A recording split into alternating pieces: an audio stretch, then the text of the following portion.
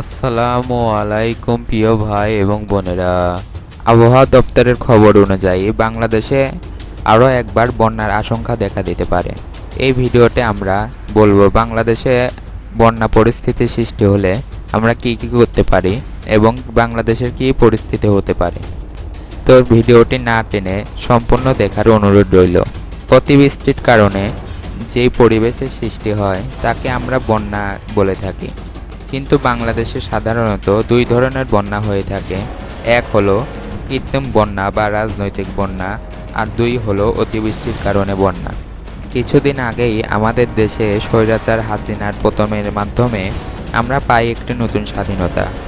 এরপরেই বাংলাদেশকে সহ্য করতে হয় একটি কৃত্রিম বন্যা, অর্থাৎ রাজনৈতিক বন্যা। স্বৈরাচারী হাসিনা যেহেতু স্বৈরাচারী সরকার ছিল, সেহেতু তার সাথে অনেক স্বৈরাচারীরই সম্পর্ক ভালো ছিল।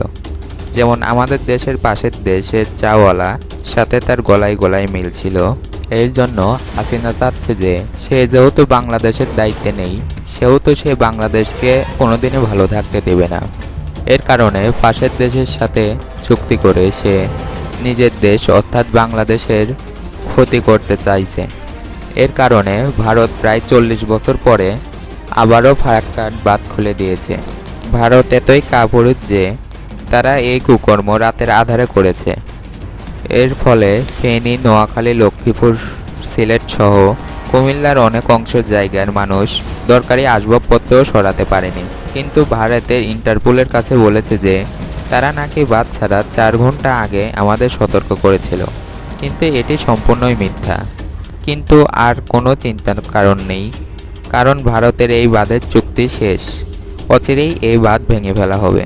তো বাংলাদেশ তাহলে কি পানির নিচে তলিয়ে যাবে? একদমই না, কারণ যা ক্ষতি হওয়ার তা আমাদের হয়ে গিয়েছে। এখন কোনো ভয় নেই।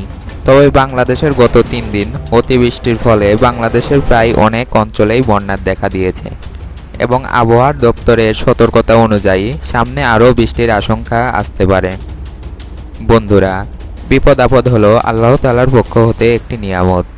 আল্লাহ তাআলা তার প্রিয় বান্দাদের বিপদ আপদ দিয়ে পরীক্ষা করেন। তাই বিপদে হতাশ না হয়ে আল্লাহর কাছে সাহায্য চাওয়া উচিত। এই পৃথিবী চিরস্থায়ী নয়, তাই আমাদের প্রতিদিন 5 ওয়াক্ত সালাত আদায় করা উচিত। তো প্রিয় ভাই এবং বোনেরা, আপনারা যদি নিজ দেশ অর্থাৎ বাংলাদেশকে ভালোবাসে থাকেন, তাহলে আমাদের চ্যানেলটি সাবস্ক্রাইব করে বেল আইকন বাটনটি অন করে পরবর্তী ভিডিও পেতে আমাদের সাথে থাকবেন। আল্লাহ হাফেজ।